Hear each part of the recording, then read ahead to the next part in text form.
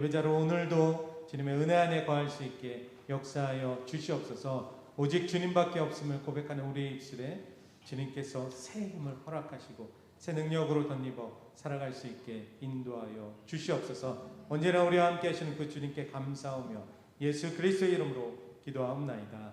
아멘. 할렐루야. 아멘. 정말 우리의 삶 가운데 주님밖에 없음을 기억하며 함께 찬양하겠습니다.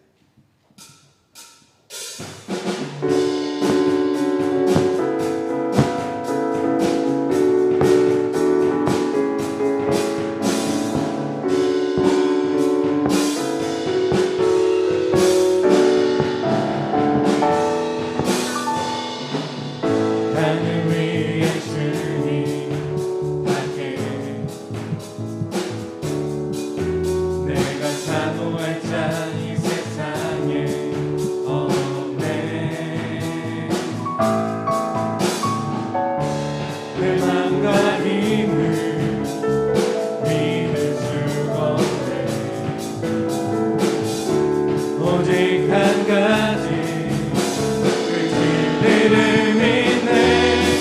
주는 나의 힘이요, 주는 나의 힘이요, 주는 나의 힘이요. 영원히 주를 의지하니 주는 나의 힘이요, 주는 나의 힘이요, 주는 나의 힘이요. 영원히 주를 의지. 주는 나의 힘이요, 주는 나의 힘이요, 주는 나의 힘이요. 영원히 주를 의지. 주는 나의 힘이요, 주는 나의 힘이요, 주는 나의 힘이요. 영원히 주를 의지한 영원히 저 바다보다도 더 넓고 저 산과 하늘보다 더 높은 주님의 은혜가 이곳에 가득해. 살아계신 주 나의 하나님, 언제나 넘치는 주의 사랑으로 내 안에 가득히 넘쳐 흐르네. 내게 강 같은 평화, 내게 강 같은 평화, 내게 강 같은 평화가 넘치네. 내게 강 같은 평화, 내게 강 같은 평화, 내게 강 같은 평화가 넘치네. 한 번 더 저 바다보다도 더 넓고 저 산과 하늘보다 더 높은 주님의 은혜가 이곳에 가득해. 살아계신 주 나의 하나님, 언제나 넘치는 주의 사랑으로 내 안에 가득히 넘쳐 흐르네. 내게 강 같은 평화, 내게 강 같은 평화, 내게 강 같은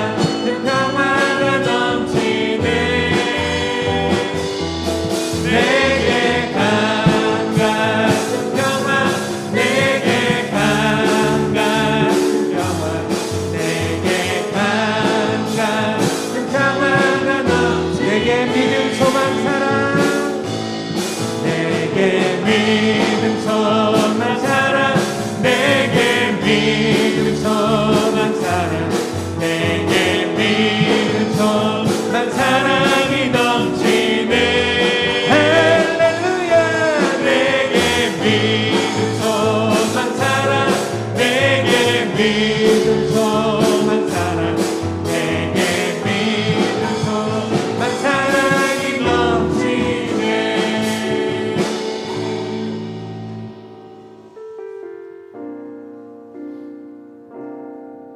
우리에게 믿음 소반 사랑이 넘치는 그 이유는 단 하나 오직 예수밖에 없겠죠. 그 예수님을 기억하며 함께 찬양하겠습니다. 은혜 아니면 살아갈 수가 없네.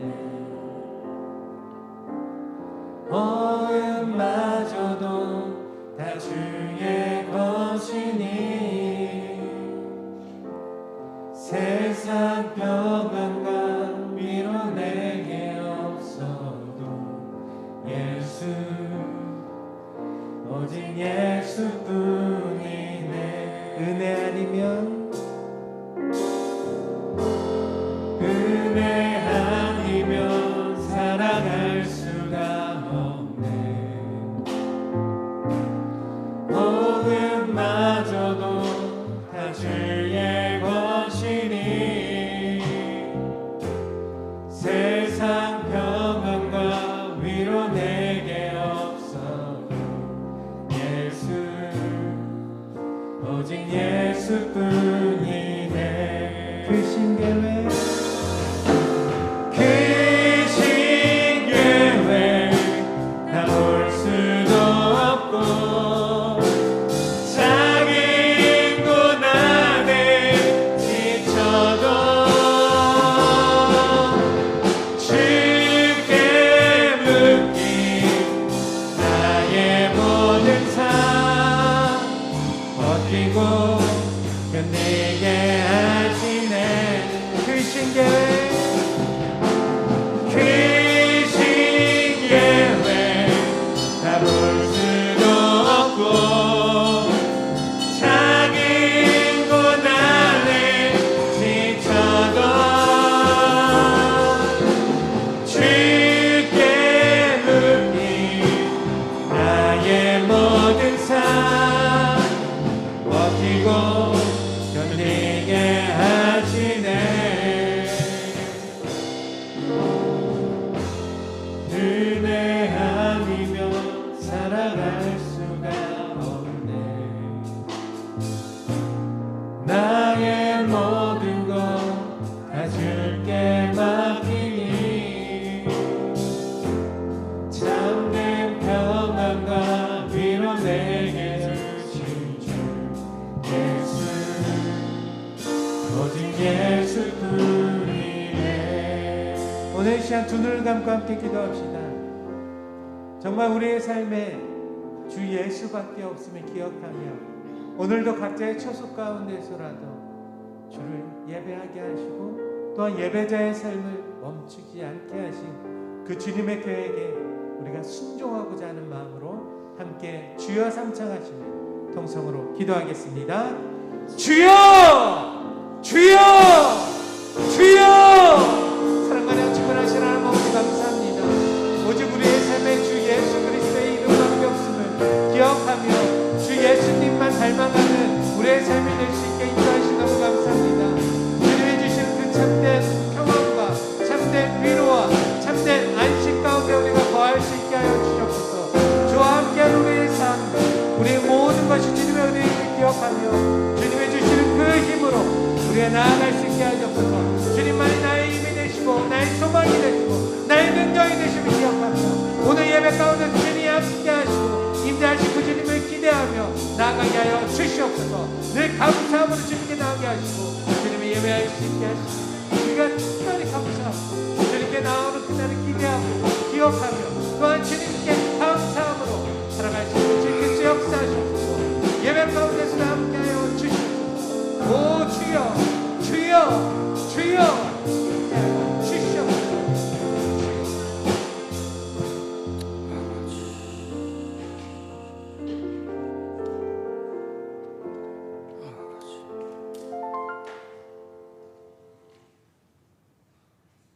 하나님 앞에 기도 올리겠습니다.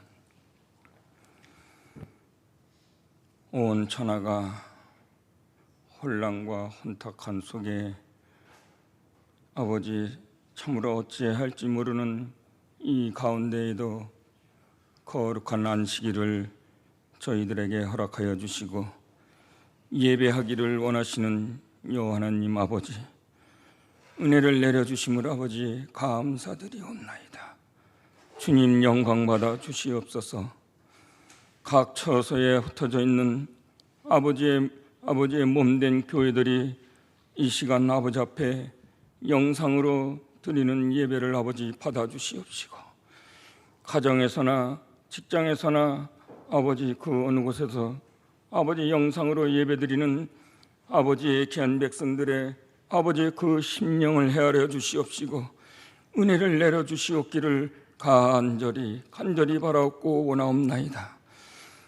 많은 교회들 가운데 특별히 아버지 저희 동부설린재단을 사랑하여 주시는 여호와 하나님 아버지, 주여 아버지의 이 거룩한 재단에 아버지의 귀한 백성들의 회개의 울음소리와 소망의 아버지의 기도소리가 아버지여 넘쳐나야 하는데 주여 참으로 저희들이 어찌하여야 할지 아버지 앞에 간구할 수밖에 없사옵나이다.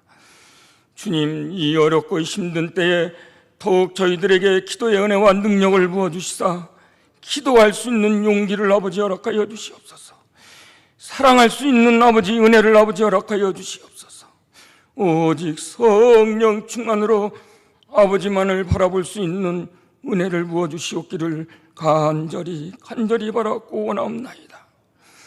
자비하신 하나님 아버지, 이 어렵고 힘든 가운데에도 육신의 질병으로 고통받고 있는 아버지의 귀한 백성들을 아버지 기억하여 주시옵소서.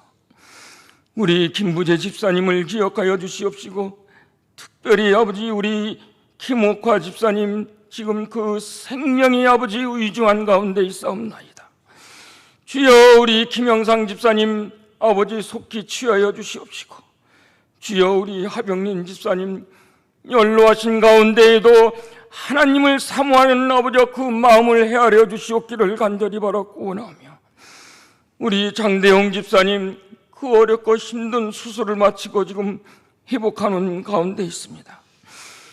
우리 박희주 집사님 아버지 그 참으로 수술을 마치고 지금 회복하는 데 가운데 계시오니 주님 불쌍히 여겨주시옵시고 긍휼히 여겨주시옵소서. 특별히 우리 김인숙 권사님 지금 사랑하는 남편의 아버지시여 병간호를 하는 중에 아버지 엄청난 아버지 진단을 받고 지금 수술하고 지금 회복하는 데가 있사옵나이다. 주님 불쌍히 여겨주시옵소서. 긍휼히 여겨주시옵소서. 저희들이 어찌하야 할지 아버지 저희들은 알 수 없사오나 주님 아버지의 거룩한 재단에 나와 소망을 품고 아버지 앞에 기도할 수밖에 없사오니 주님 치유하여 주시옵소서. 우리 이순영 집사님 오랜 동안 아버지 병원을 아버지 출입하면서 아버지 그 질병을 낫기를 아버지 소망 가운데 기도하는 가운데 있사옵나이다.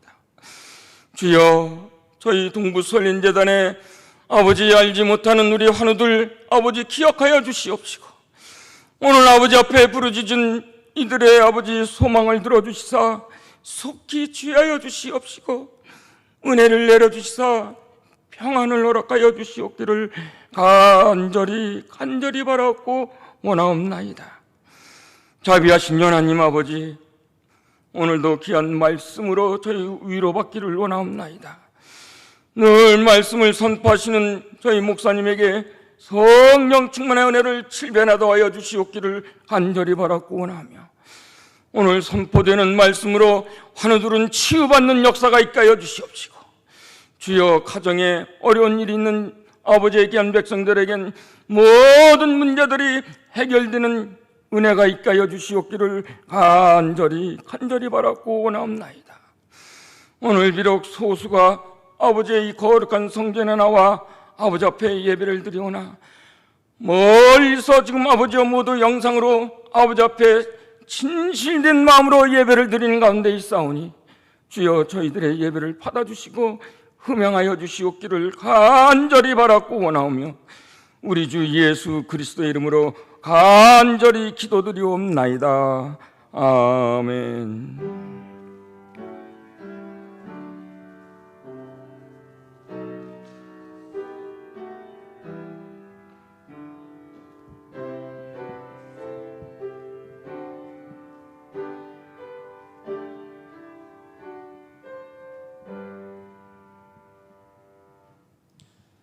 오늘 우리에게 주신 하나님의 말씀은 디모데전서 4장 12절에서 13절까지입니다.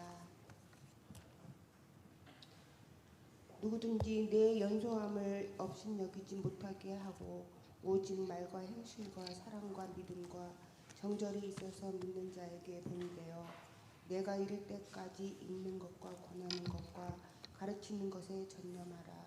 아멘.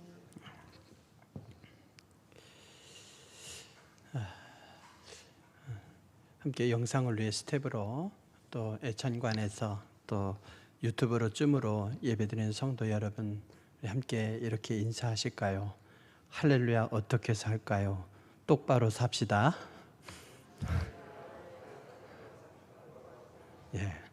똑바로 사세요 이러면 교만해 보이고 나부터 잘할게요 이 마음으로 살아야 되지 않을까 싶습니다. 우리가 살다 보면 참 선한 의도로 한 일이 뜻하지 않게 오해를 받을 때가 있죠. 속상합니다. 억울하기도 합니다. 그렇지만요, 우리가 모든 사람에게 인정받을 수도 없고 또 그렇게 할 필요도 없습니다. 그저 하나님께서 기뻐하시는 길이라면 좌로 우로 치우치지 않고 똑바로 가면 되죠. 소설 제목 중에 무소의 뿔처럼 혼자서 가라 이런 말이 있습니다. 그냥 이리저리 눈치 보지 말고 똑바로 가라 이런 말이죠. 원래 이 소설 제목은 불경 수타니파타에 나오는 이야기입니다. 거기서 따온 거죠. 거기 보면 이런 얘기가 있어요. 불경을 인용해서 죄송하지만 또 좋은 글은 참고할 필요도 있죠. 다 읽어드릴 필요는 없지만 일부분만 말씀드리면 이렇습니다. 탐내지 말고 속이지 말며 갈망하지 말고 남의 덕을 가리지도 말며 혼탁과 미혹을 버리고 세상의 온갖 애착에서 벗어나 무소의 뿔처럼 혼자서 가라. 의롭지 못한 것을 보고 그릇되고 굽은 것에 사로잡힌 나쁜 벗을 멀리하라. 탐욕에 빠져 게으른 사람을 가까이 하지 말고 무소의 뿔처럼 혼자서 가라. 세상의 유의나 오락 또는 쾌락에 젖지 말고 관심도 갖지 말라. 꾸밈없이 진실을 말하면서 무소의 뿔처럼 혼자서 가라. 탐욕과 혐오의 헤매임을 버리고 속박을 끊어 목숨을 잃어도 두려워 말고 무소의 뿔처럼 혼자서 가라. 사람들은 자신의 이익을 위해 벗을 사귀고 또한 남에게 봉사한다. 오늘 당장의 이익을 생각하지 않는 그런 벗은 만나기 어렵다. 자신의 이익만을 아는 사람은 추하다. 무소의 뿔처럼 혼자서 가라. 세상이 어떠하든지 간에 우리는 하나님께서 기뻐하시는 길, 그 길을 흔들림 없이 가야 됩니다. 무소, 즉 코뿔소예요. 코뿔소. 주둥이 위에 바로 위에 코가 있고 코 위에 큰 뿔이 하나 있죠. 그리고 바로 위에 작은 뿔이 또 있습니다. 그래서 한 개나 두 개의 뿔이 있는데 사실은 그 뿔이 굉장히 비싸대요. 하나에 3천만 원에서 4,500만 원 뭐 이렇게 간대요. 그래서 그 뿔만 베가는 거예요. 그래서 그냥 물소, 코뿔소는 놔두고 살려는 채로 뿔만 베가면 얘가 어떻게 싸웁니까?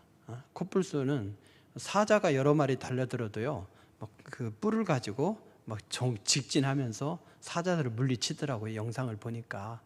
코끼리하고 등치 차이도 크게 나요. 코뿔소도 작지 않지만 코끼리는 엄청 큰데 둘하고도 막 맞짱 떠요. 뭘로? 뿔로. 그냥 뿔로 그냥 달려드는 거죠. 그래서 장애물이 무엇이든지 간에 세상이 어떻든지 간에 우리 그리스도인들은 똑바로 가야 되는 것이죠. 근데 문제는 뭐겠습니까?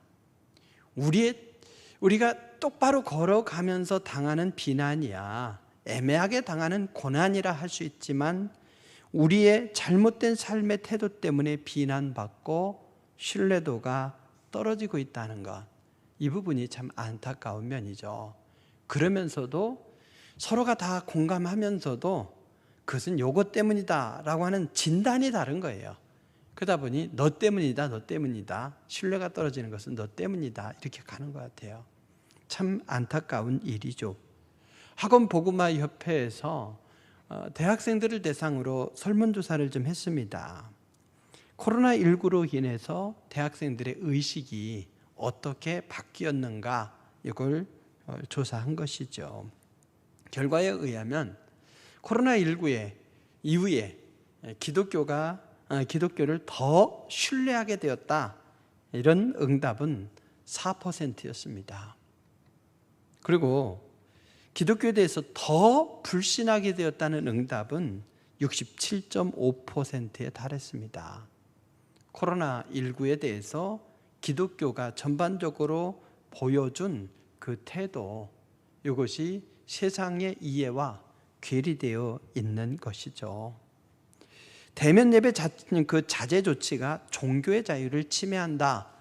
일부 기독교 지도자들은 그렇게 얘기했죠. 대학생들은 대면 예배 금지 또는 자제 조치가 무엇이라고 생각하느냐? 이랬을 때에 79.5%가 방역 활동의 일환으로 종교의 자유를 침해하는 것으로 볼 수 없다, 이렇게 대답했습니다. 괴리가 있지 않습니까? 그러다 보니 코로나19 이후 교회가 세상과 소통하는 데 있어서 실패하면서 청년 세대가 급격하게 교회를 이탈하고 기독교의 이미지도 급추락하는 형태를 보이고 있습니다. 이것은 대학생 선교 협회, 대학생 학원 복음화 협회의 입장만은 아닙니다. 기독교 윤리 실천 운동이라고 하는 단체에서 정규적으로 이렇게 3, 4년 간격으로 기독교에 대한 사회 인식 조사를 해오고 있습니다. 올해도 1월 달에 조사에서 발표를 했어요. 코로나가 본격화되기 전이죠. 그때 조사한 결과를 보게 되면 기독교를 매우 또는 약간 신뢰한다, 이런 응답이 그동안에 한 20% 정도로 오르락내리락 했는데 이번에는 31.8%였어요. 상당히 올라갔죠. 그런데 신뢰하지 않는다는 응답이 그동안 45에서 50%였는데 63.9%로 늘어났어요. 더 신뢰한다는 응답 또 한 10%, 그리고 더 신뢰하지 않는다는 응답이 한 13, 14% 각각 늘어난 거예요. 어떻게 됐는가 봤더니 보통이다 하는 응답이 사라지고 신뢰한다는 응답과 신뢰하지 않는다는 응답, 양극화된 거죠. 그래서 신뢰하지 않는다는 응답이 64%에 달합니다. 참 안타까운 일이죠. 이게 1월 달에 조사한 거예요. 코로나19 이후에 더 악화된 것을 생각하면 참 암담하기 짝이 없습니다. 그러면 기독교가 사회에서 신뢰를 회복하기 위해서 해야 될 것이 뭘까라고 했을 때에 수년 전까지만 해도 구제와 봉사, 이것이 1순위였습니다. 그런데 2017년부터 그 1등이 달라졌어요. 교회가 사회에 대해서 해야 될 게 뭐냐?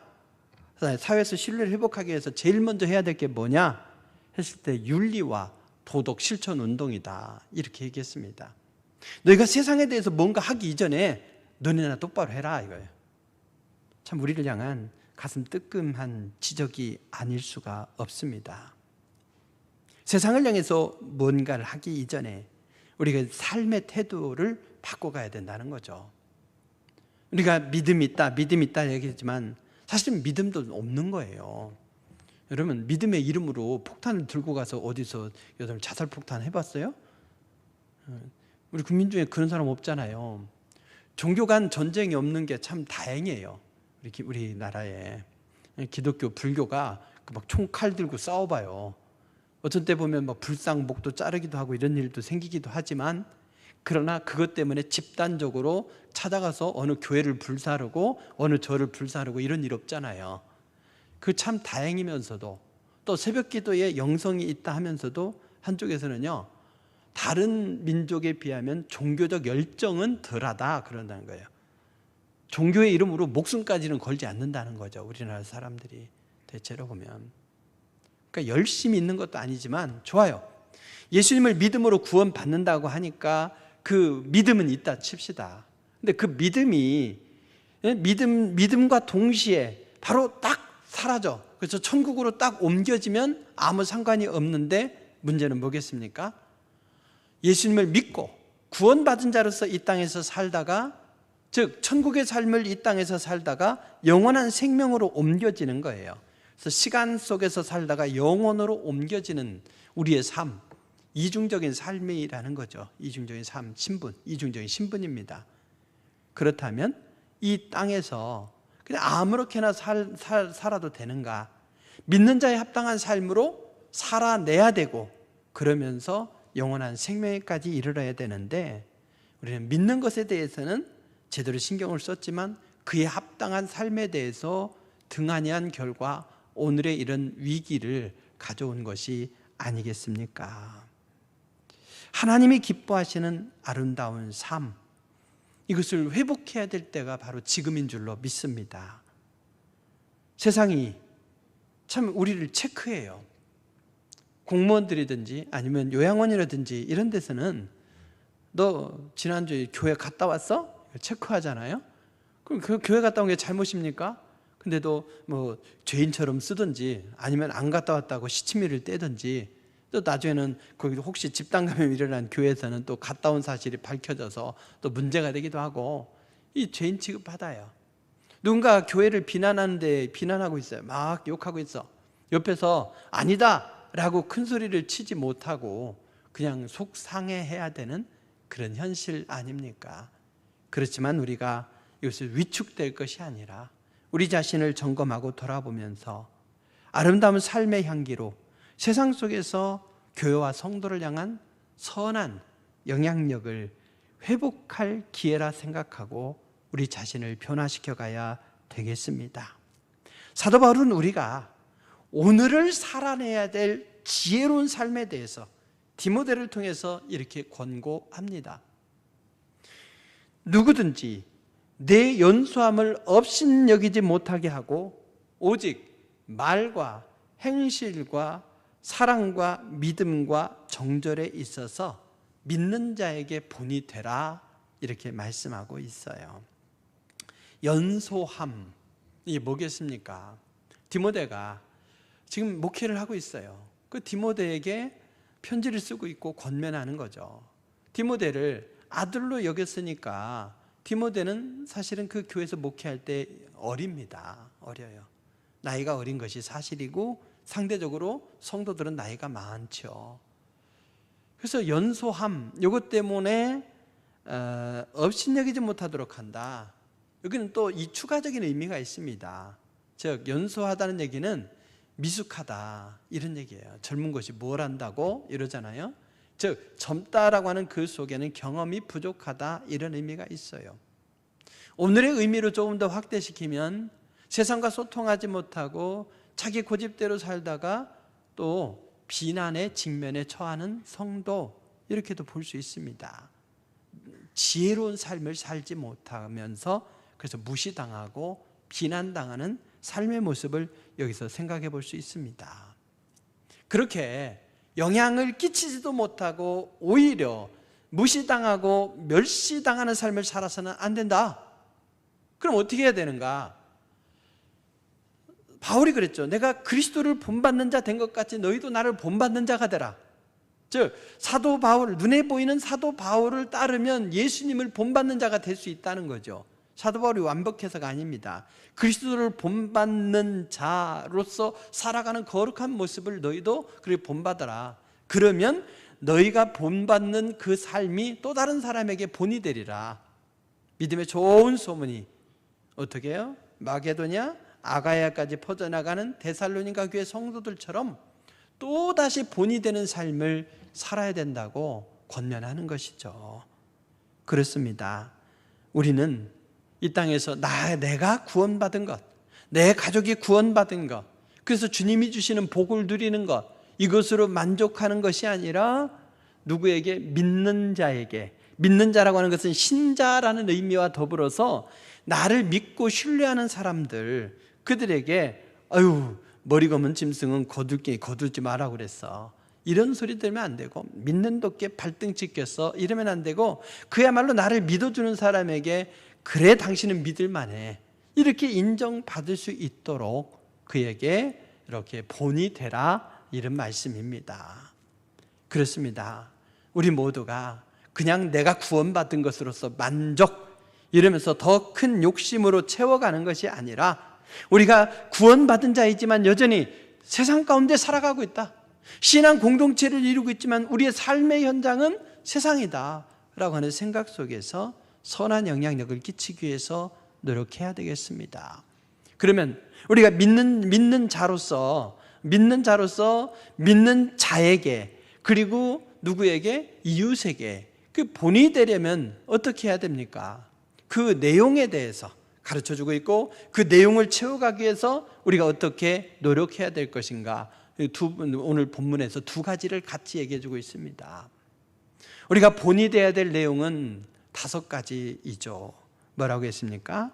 말과 행실과 또 사랑, 그리고 믿음, 정절, 이 5가지에 있어서는 본이 되어야 된다, 본을 보여줘야 된다, 이렇게 말씀합니다. 말이라고 했죠. 말을 서로 이렇게 인사할까요? 할렐루야, 말을 잘합시다. 뻔지르하게 한다, 이런 말이 아니에요. 말은 잘해 뭐 이러잖아요. 명절이지만 평소에는 전화도 안 하고 뭐 하다가 나중에 전화만 오죠. 어머니 어째요? 이러면서 굉장히 친절한데 어머니가 듣기에 거스른 며느리의 전화, 이런 게 있잖아요. 평소에 그 마음이 오는 건지 전화만 오는 건지 다 느껴요. 그래서 말만 번지르한 것이 아니라 생명 있는 말을 해야 된다는 거죠. 사실 오늘 이 말이라고 하는 이것은 원어적으로 보면 공중 가운데서 성경 말씀을 읽는 것을 의미합니다. 성경 봉독자가 말을 잘해야 된대요. 어떻게 읽어야 되는가? 성경 봉독자가 따로 정해져 있는 것이 아니라 예수님도 그 나사렛 회당에서 말씀을 읽고 공생에 선포를 하셨잖아요. 또 사도 바울도 회당에 가서 성경 말씀을 읽고 이야기를 했잖아요. 그러니까 초대 교회에는 설교라는 게 따로 필요가 없었습니다. 이 디모데전서가 뭐예요? 디모데에게 보내는 첫째 편지. 디모데후서는 디모데에게 보내는 2번째 편지예요. 그럼 편지를 읽고 또 읽으면서 연구해서 각주 달고 이럽니까? 편지는 편지로 그냥 읽는 거잖아요. 그것처럼 서신도 하나님의 말씀으로 그냥 읽는 걸로 끝났어요. 그렇지만 오늘날 문화적인 간격이 있고 또 삶의 또 문화가 발전하다 보니까 이 말씀을 그 깊은 의미를 해석해줘서 눈에 보이는 대로 읽는 것이 아니라 영적으로 그것을 받아들이고 그것을 삶에 적용하도록, 설교는 하나님의 말씀을 전하는 게 아니에요. 하나님의 말씀을 전해서 성도들이 삶에 그걸 적용시키도록, 말씀과 세상이 만나도록 해주는 것이 설교입니다. 그래서 설교를 통해서 전하지만 이때의 말과라고 하는 건 뭐예요? 성경을 읽는 것. 읽으면 어떻습니까? 성경을 읽을 때에 베드로가 성경을 읽으니까 어떻게 했습니까? 5,000명이 회개하는 역사가 일어났고 우리가 어찌할까 이랬잖아요. 하나님의 말씀을 읽으니 그 말씀이 성도들의 공동체의 삶의 변화를 가져온 거죠. 그렇게 하는 것이 본을 보이는 거라는 거예요. 성경 말씀을 딱 읽는데 그의 삶이 따라주지 않는다면 왜 제가 저기 서서 이걸 읽지? 금주에는 읽나? 뭐 이러면서 사람들이 감동이 안 되지 않겠습니까? 그래서 그가 말씀대로 살았던 그 삶이 녹아서 회중 앞에서 성경을 읽을 때에 그것이 선한 영향력으로 이렇게 나타날 수 있다는 거죠. 사랑하는 성도 여러분, 이것은 오늘날 성경 봉독자만 해당되는 것이 아니라 우리가 하나님의 말씀을 읽고 묵상하며 그 말씀을 우리의 삶에 적용시키도록 확대해 주고 있습니다. 그렇게 말씀이 우리 안에 녹아나서 은혜가 넘치게 되면 우리로부터 표현되는 말이 달라집니다. 말이 달라져요. 은혜 받았을 때의 말과 은혜가 떨어졌을 때의 말이 달라요. 우리는 그걸 눈치챌 수 있어야 됩니다. 사랑과 행복의 초대라고 하는 책을 보면 7가지 천국 방언이 있어요. 그 부부 간의 대화를 다룬 건데 가족 간의 대화, 또 직장 동료 간의 대화, 여기도 적용할 수가 있습니다. 우리 교회 성도들은 거의 대부분이 중보기도학교에서 방언 은사를 받으셨어요. 근데 방언 은사를 받지 못한 분이 있으면 여기 천국 방언을 써도 돼요. 7가지 천국 방언이 뭐냐? 먼저 이겁니다. 미안해요. 요즘 보면요, 웬 자존심인지 절대 미안해요 이걸 안 쓰려고 그래요. 의대생들도 그냥 무리를 끼쳐서 죄송합니다 라고 하고, 그리고 시험 좀 보게 해주세요 이러면 좋은데, 뭐 필요하면 너네가 보게 해라 뭐 이런 식으로 아주 도도하게 나가네요. 미안합니다. 이 한마디면 부부간에도 쉽게 풀릴 일이 있어요.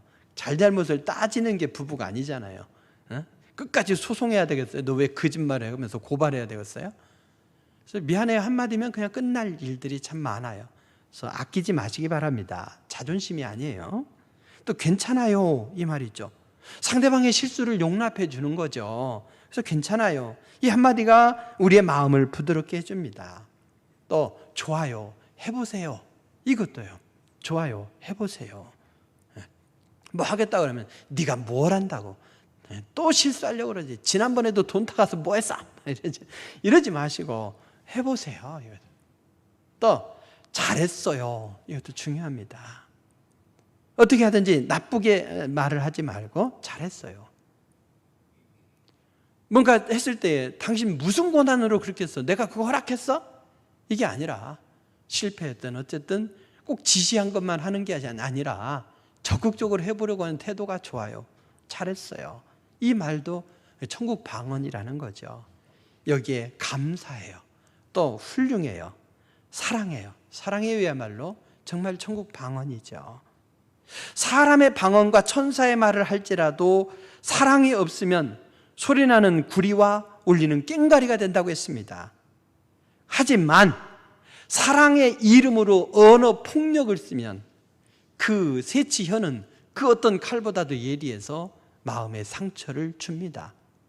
차라리 천국 방언을 사용하면서 말을 아름답게 하면서 거기에 깊은 사랑을 더해야 될 줄로 믿으시기 바랍니다. 미안해요. 괜찮아요. 좋아요. 해보세요. 잘했어요. 감사해요. 또 훌륭해요. 사랑해요. 이 천국의 방언, 이 말을 잘 할 때에, 그래서 우리가 말씀을 묵상하고 받은 은혜를 가지고 이런 언어들을 흘려보낼 때에 사람들이 감동하지 않겠습니까? 또 우리 행실이라고 했어요. 행실. 그렇습니다. 예수님을 믿으면 우리의 삶이 달라져야 돼요. 말씀을 들으면 우리의 삶이 달라져야 돼요. 끄떡끄떡하고 교회를 나간 순간 이전과 똑같으면 소용없는 거죠. 오리들을 향해서 설교했어요. 막 당신은 새입니다. 새라면 푸른 창공을 훨훨 날아야죠. 아 그래 맞아 나는 오리지만 나도 하늘을 날 수 있는 새지. 이러면서 끄떡끄떡하고 예배당 문을 놨을 때는 다시 기뚱기뚱하면서 어디로요? 네, 둔벙. 옛날에 둔벙이 있어요. 글이 다시 기어 들어가더라는 거죠. 날 생각을 안 하고. 그러면 아니 되는 거죠.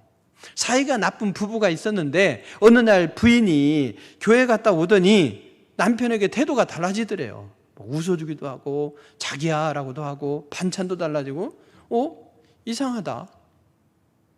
목사가 뭐 설교를 잘했나? 뭐라고 했지? 궁금한 거예요. 그래서 음료수 하나 사들고 목사님께 갔대요. 아니 목사님께서 오늘 마누라에게 뭐라고 설교했길래 이렇게 달라졌습니까? 그랬더니 목사님께서 쭈뼛쭈뼛 하시면서 그러시더라는 거죠. 원수를 사랑하라고 했다고요. 어쨌든 여러분 그런 게 있어요. 흉내내다가 또 제대로 하는 거죠. 우리가 말씀을 들으면 조금이라도 이 삶의 변화가 나타날 때에 거기에서부터 선한 영향력이 나타나게 되어 있습니다. 믿음의 영역과 삶의 영역을 통일시켜야 됩니다. 사랑이라고 하는 것도 우리는 더 설명할 필요도 없이 중요하죠. 그리고 믿음이라고 했어요. 믿음의 본을 보여라. 이 말이 뭘까요?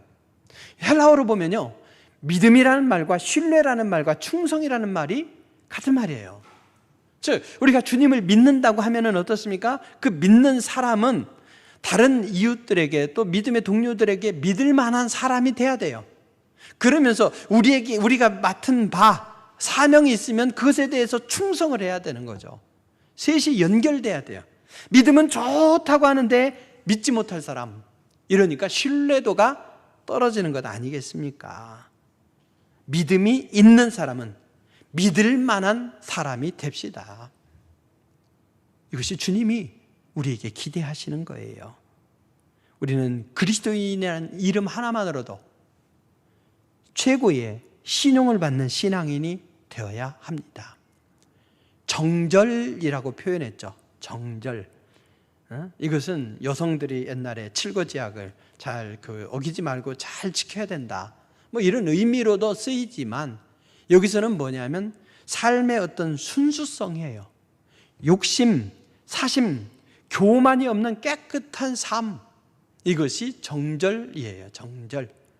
우리 성도들은 그렇습니다. 깨끗한 모습으로 하나님께서 기뻐하시는 모습으로 살아야 돼요. 더러워지기는 쉽고 깨끗해지기는 쉽지 않은 세상에 살면서 믿는 자와 이웃에게 깨끗하고 온전한 삶의 본이 되어야 하겠습니다. 이것이 주님이 우리에게 기대하시는 것입니다. 사도 바울이 우리에게 갖추도록 요구하는 건 뭡니까? 우리가 누군가에게 선한 영향력을 끼치면서 훌륭한 가르침을 주기 위해서는 말과 행실과 또 사랑과 믿음과 정절에 있어서 믿는 자와 그리고 이웃에게 본이 되도록 힘써야 되겠습니다. 이것이 우리의 삶의 자리에서 미숙함으로 인해서 무시당하지 않고 선한 영향력을 발휘할 수 있는 길입니다. 그러면 그렇게 살아보자라고 생각한다고 해서 이 내용을 살아낼 수가 있겠습니까? 그럴 수 없다는 걸 사도 바울도 알기 때문에 13절의 말씀을 덧붙이고 있습니다. 믿음의 본을 보이기 위한 삶을 살기 위해서는 우리 자신을 훈련해야 돼요.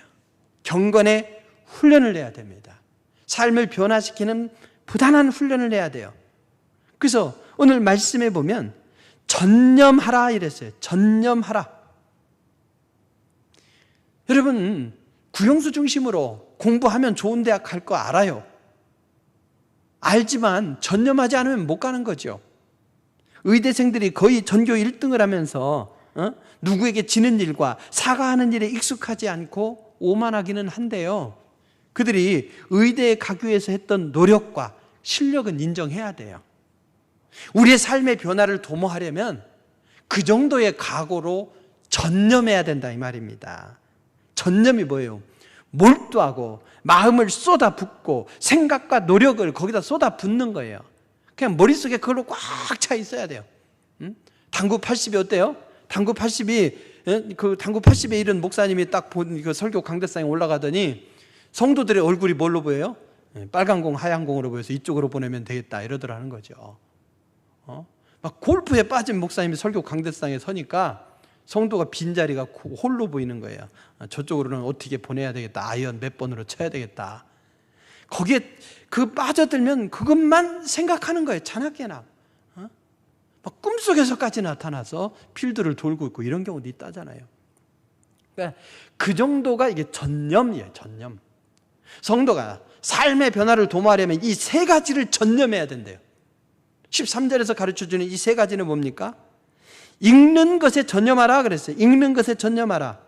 즉 하나님의 말씀을 읽는 것, 이것에 대해서 전념하래요. 읽는 것. 아까 말씀했다시피 읽는 것은 뭐예요? 회중 앞에서 그렇게 전심전력을 읽는 거예요. 성경 봉독자도 마찬가지로 그냥 대충 읽으면 안 돼요. 복장을 딱 갖추고 정말 이 말씀이 하나님의 말씀입니다 하면서 이 말씀이 성도들의 영혼, 가슴에 들어가도록 봉독해야 되는 거죠. 동방정교회에서는요, 성경 봉독자만 따로 사역자가 있어요. 성경 봉독자만. 예배 순서 중에 성경 봉독자가 나와서 성경 봉독하는데 그 사역자예요. 성악가처럼, 찬양대원처럼 성경 봉독자가 나서 성경을 읽는데 정말 낭낭한 목소리로 운율 있게, 그래서 딱 와닿게 읽더라고요. 뭔 뜻인지는 몰라요. 왜?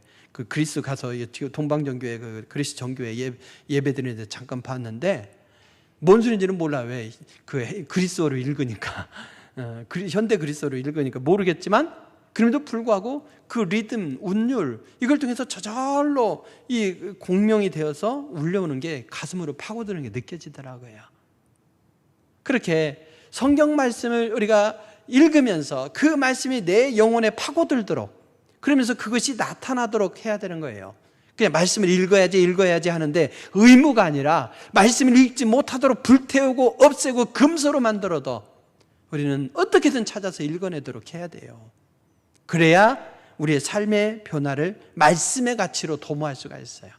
우리는 세상 가운데서 내 가치로 사는 것이 아니라 말씀대로 사는 것임을 믿으시기 바랍니다. 또한 권하는 일에 전념하라 그랬어요. 권하는 일이 뭡니까? 야 가서 뭐 이렇게 저렇게 막 말하잖아요. 그럼 참견한다고 그래요. 더 참견하면 뭐라고 그래요? 꼰대라고 그래요. 우리가 여기서 권한다는 말은 이거 똑바로 하세요, 저거 똑바로 하세요 간섭하라는 의미가 아닙니다. 바른 길로 가도록 간곡하게 타이르면서 상대방을 격려하고 힘을 북돋워줘야 되는 거예요. 야 똑바로 해, 지나가면서 했던 한마디가 그의 삶의 변화를 가져올 수도 있어요. 대체로는 그렇지 않지만 우리는 권하는 일에 힘써야 돼요. 대체로 내 코가 석자인데 내 일에 발등이 떨어졌는데 이러면서 내 것도 수습하기가 어려워. 그래서 내 문제를 내가 수습하면서 가는 것도 참 대단한 거예요. 자녀들이 부모에게 손 벌리지 않고 알아서 자기 책임으로 살아가면 그것처럼 또 행복한 일도 없어요. 그렇지만 그리스도는 그것으로 만족하면 안 된대요. 어떻게 하라고요? 우리 믿는 자들에게 또 다른 이웃들에게 어떻게 하라? 그들이 힘을 내도록, 용기를 내도록 힘을 북돋워 주라는 거예요. 세상에 근심이 되는 사람, 아우 저 사람 부담돼 사라졌으면 좋겠어, 이것이 아니라 저 사람이 있어서 힘이 납니다, 저 사람이 힘이 되길 바랍니다, 이러면서 권하는 것에 전념하라 말씀하죠. 읽는 것과 권하는 것, 그리고 가르치는 일에 전념하라고 했어요. 가르치는 일. 여러분 듣고 있어요? 그러면 듣잖아요. 다. 여기 지금 여러분들 보니까 이게 다 들어요. 여러분 여기 최소한으로 오신 거예요. 요 인원 넘는 분들 어디 가 계세요 지금? 애창관에 계셔요. 또 영상으로 예배 드리시면 영상으로 드리고, 그러다 보니까 졸지를 않으셔. 앞으로도 선착순 뭐 30명만 예배 드리고 나머지는 운동장에서 드리고, 코로나가 풀려도 그러면 좋을 것 같아요. 네. 어쨌든 여러분 들어요 다. 근데 나가면서 내용 한번 요약해 보세요 그러면 여러분 요약할 수 있겠어요? 제가 들은 걸로 설교해 보세요 그러면 하겠어요? 듣는 것과 이해하는 것과 가르치는 건 차원이 다릅니다. 그러면 제가 여러분에게 이 내용으로 가르치세요 그러면 어떻게 하면 되겠어요? 가서 설교를 유튜브로 들어가서 설교를 한번 더 듣겠죠. 또 정리도 하겠죠. 그리고 써보겠죠. 그리고 한단 말이죠. 누가 발전하겠습니까? 그렇게 애써서 준비해서 누군가를 가르치면 그 사람은 들을까요? 아니죠. 그 사람은 놓치지만 준비한 내가 그걸 기억하고 있고 나부터 똑바로 살아야 되겠구나, 이래서 나의 변화를 가져오는 거예요. 그래서 목자로서 누군가와 말씀을 나누기 위해서 준비하는 것, 이것이 행복입니다. 교사로서 준비하는 것, 이것이 행복입니다. 사랑하는 성도 여러분, 가르치는 데 힘쓰라는 얘기는 뭐겠습니까? 먼저 너의 성숙과 성장을 도모하면서 그걸로 또 다른 사람들이 배우도록 해라, 이거예요. 가르치는 건 누군가를 위한 헌신을 넘어서서 나의 성장과 성숙임을 믿으시기 바랍니다. 그래서 성도들은 이렇게 세 가지를 힘쓰라고 오늘 말씀하는 거죠. 우리의 삶의 변화를 가져와서 이 시대에 부응하는, 그래서 시대에 선한 영향력을 끼치는 사람이 되려면 먼저 의대에 가려고 하는 학생이 공부하는 그 열정으로 우리 자신의 변화를 도모해야 된다는 것이죠. 성경 말씀을 읽어서 그 말씀을 나의 삶에 적용하면서 체화시키는 일에 열심을 내야 돼요. 그 말씀을 토대로 누군가를 격려하고 위로하면서 세워주는 일에 정말 힘써야 됩니다. 그러면서 나 자신의 성숙, 성장을 끊임없이 도모해야 돼요. 그렇게 힘쓰시기 바랍니다. 이것을 균형을 갖출 때에 우리는 세상에서의 삶 속에서 이랬다 저랬다 하지 않고 또 신뢰를 잃어버리는 것이 아니라 우리의 말이 달라지고 우리의 행실이 달라지고 우리의 사랑과 믿음 그리고 정절이 달라질 줄로 믿습니다. 그래서 믿는 자에게 본이 되고 이웃들에게도 본이 될 것을 확신합니다. 교회와 그리스도인이 세상으로부터 신뢰를 상실해가고 오히려 짐이 되고 있는 지금은 우리가 세상 가운데서 무엇인가를 하려고 하기에 앞서서 우리 자신의 변화를 도모해야 될 때입니다. 힘써 노력하여 말씀으로 무장하고 말씀으로 삶의 내용을 채워갈 때에 우리의 삶의 내용이 달라질 것이고 거기에서 나오는 우리의 말과 행동이 많은 이들에게 본이 되고 믿음, 사랑과 믿음과 정절이 선한 영향력을 끼칠 줄로 믿습니다. 교회와 그리스도인의 이미지도 회복되고 세상 가운데서 하나님의 나라를 확장시켜갈 이 사명을 감당하는 데도 도움이 되고 궁극적으로는 하나님께 영광이 되리라 믿습니다. 우리도 성숙하면서 믿음의 진보를 이루고 또 다른 사람들을 세우는 소중한 사명으로 살아가는 것이 사방에서 힘들다, 고통스러워하고 신음하는 이곳에서 오히려 짐이 아니라 그들의 선한 영향력을 끼치는 조그만 우리의 삶의 변화가 될 줄로 믿습니다. 위기 시대를 살면서 위기를 기회로 바꿔나갈 슬기로운 그리스도인의 삶의 태도를 지니길 바랍니다. 기도하시겠습니다. 귀하신 아버지 하나님, 우리가 이전에 세상에서 무언가를 해야 된다, 원대한 비전과 꿈을 이야기했지만 오늘 이 말씀을 통해서 세상을 통해서 뭔가를 하기 전에 우리 자신의 변화를 도모해야 될 것을 가르쳐 주시니 감사드립니다. 그저 말씀을 들은 대로 살아가면서도 그냥 습관을 따라 살아가는 것이 아니라 주님의 기뻐하시는 삶의 가치로 우리 자신을 바꾸고 삶의 내용을 바꾸기 위해서 전념하여 부단히 노력하게 하여 주시옵소서.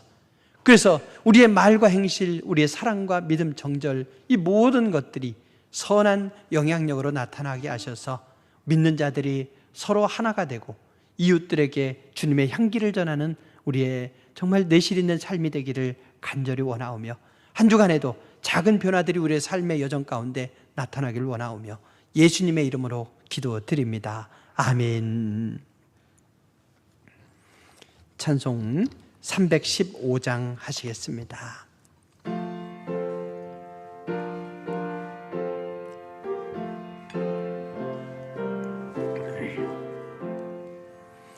내 주 되신 주를 참 사랑하고 곧 그에게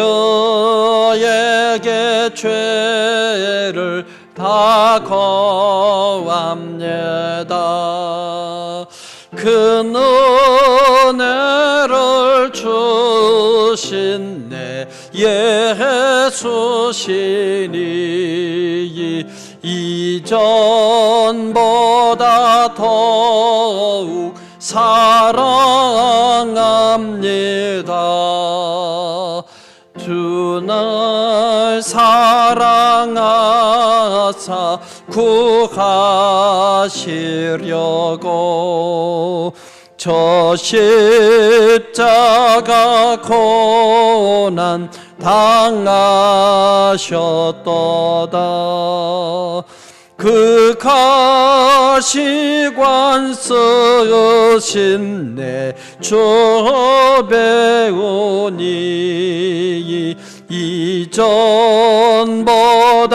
더욱 사랑합니다.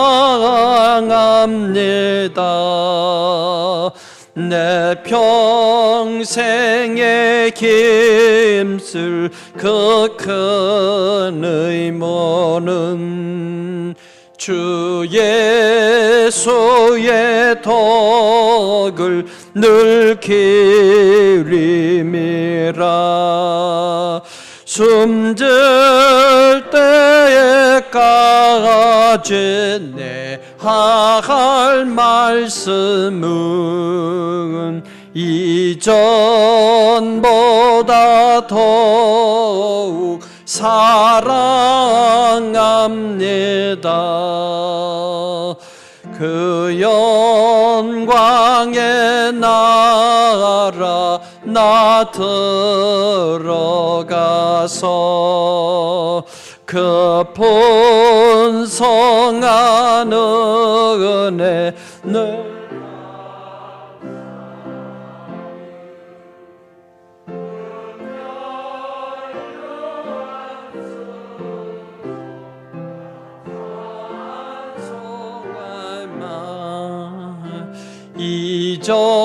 이전보다 더욱 사랑합니다.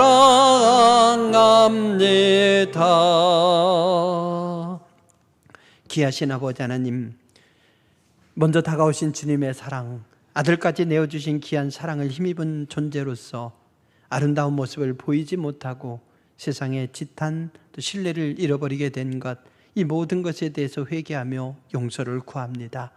주여 도우시사 우리의 삶의 변화를 위해 부단히 노력해야 됨을 우리가 깨닫게 하시니 감사드립니다. 선한 영향력을 회복할 수 있도록 도와주시옵소서. 바로 나의 변화로부터 시작되는 줄로 믿사오니 오늘의 이 말씀을 삶에 적용시키며 한 주간에도 작은 변화들이 곳곳에서 나타날 수 있도록 도와주시옵소서. 주님 앞에 귀한 예물 드리옵나이다. 우리의 부족한 삶의 내용을 예물에 담아 드리옵나니 오프라인으로 온라인으로 드리는 귀한 예물 주님께서 받아주시옵시고 누르건드려 차고 넘치는 축복으로 역사해 주시며 한 주간도 우리의 삶의 여정 가운데 결코 억울함이 없도록 도우시고 또 우울함이 없도록 도와주시옵시고 주님이 준 위로와 승리로 살아가며 많은 이들에게 선한 영향력을 끼칠 수 있도록 도와주시옵소서. 귀한 예물 받으심에 감사드리며 예수님의 이름으로 기도드립니다. 아멘. 교회 소식 말씀드립니다. 정부와의 협의 속에서 약간은 완화된 그런 비대면 예배를 드리고 있습니다. 그래서 공간을 달리해서 예배 드릴 수 있는데 어쨌든 건강관리 또 신앙관리 다 성공하시길 바랍니다. 또한 추석 명절에 가정예배 자료를 여러분 이제 준비했습니다. 그래서 교회 오셔서 가져가셔도 되고 또 요람에 있는 걸로 사용하셔도 되고 또 홈페이지에 들어가시면 거기에도 올려놓았습니다. 그리고 카톡으로 이렇게 예배 순서를 볼 수 있도록 그렇게도 주중에 보내드릴 예정입니다. 어쨌든 은혜롭게 믿음 안에서 보내는 추석 명절이 될 수 있기를 바랍니다. 2020년 후반기 비대면 가정신방을 지금 하였습니다. 신방을 마친 목장 중에서 추가로 신방을 원하시면 그 가족은 사무실로 신청해 주시길 바라고요. 나머지 목장의 대면 신방은 명절 후에 이어가겠습니다. 10월 11일 둘째 주일이 바로 추수감사주일입니다. 그날 은혜롭게 잘 보낼 수 있길 바라고요. 그러면서 추수감사주일부터 가을소나타 2020 말씀 찬양 기도의 3중주를 이어가겠습니다. 아무래도 코로나19 상황이라서 방역 상황과 연계해야 되고 또 오랜 시간을 이렇게 가질 수가 없습니다. 그래서 예배 시간으로 이어서 가려고 합니다. 주일 낮과 수요 저녁, 또 상황이 풀리지 않으면 수요 저녁도 할 수 없고 그래서 그러면 주일 저녁, 주일날로 이렇게 이어서 가겠습니다. 그래서 말씀 하나님은 사랑이시라 하는 주제로 함께 말씀을 묵상하고 사랑의 공동체를 회복하고 또 사랑의 삶으로 변화를 도모하는 기회로 삼을 수 있길 바랍니다. 금주 본당 청소 청년회에서 감당해 주시길 바라고요. 식사를 못하지만 식사는 김순자 권사님, 박하자 권사님 섬겨주시고, 꽃꽂이는 박하자 권사님, 임승택 지사님 섬겨주시고, 커피 박하자 권사님, 오면미 집사님 섬겨주십니다. 감사드립니다. 또한 두 분이 이렇게 등남하셨어요. 축하드립니다. 성지혜 집사님 등남하셨고, 우리 성철 장로님 그 따님이십니다. 그리고 우리 황성아 김지혜 성도님, 황상보 집사님의 아드님 또 이렇게 등남하셨습니다. 축하해 주시기 바랍니다. 우리 비전선 한번 함께 고백하시겠습니다. 살아계신 하나님의 교회요, 그리스도의 몸이며 성령이 다스리는 공동체인 동부설린교회는 삼위일체 하나님을 믿으며 부름받은 공동체로서 하나님을 예배하고 보냄받은 공동체로서 사람들을 전도하여 우리의 교제 안에 들어오게 하고 세움받은 공동체로서 그들을 훈련하여 하나님과 세상을 섬기는 제자가 되게 하며 궁극적으로 복음의 생활을 통해서 사랑이 필요한 곳에 선한 이웃이 되는 교회가 되고자 한다. 아멘.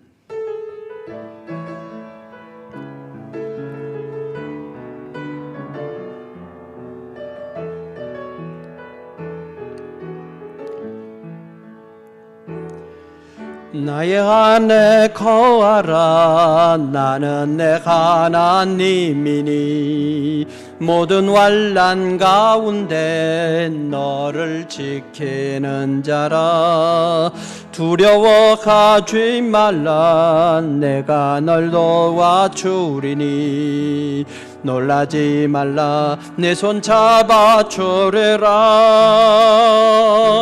내가 너를 지명하여 불렀나니 너는 내 것이라. 내 것이라. 너의 하나님이라. 내가 너를 보배롭고 존귀하게 여기노라. 너를 사랑하는 내 여호와라. 지금은 우리 주 예수 그리스도의 한없는 은혜와 하나님 아버지의 극진하신 사랑하심과 성령님의 교통하심이 주님의 몸된 교회와 우리 그 교회에 속한 모든 믿음의 권속들 위에 오늘 예배 드리며 주님께 주신 말씀을 따라서 이 험난한 세상 가운데서 점점 영향력을 상실하고 신뢰를 상실해가는 상황이지만 작은 삶의 변화를 통해서 선한 영향력을 회복하며 귀한 향기로 살아가기로 결단하고 고백하는 이 고백과 그 노력과 삶의 여정 위에 지금으로부터 영원토록 함께하옵시기를 간절히 축원하옵나이다. 아멘.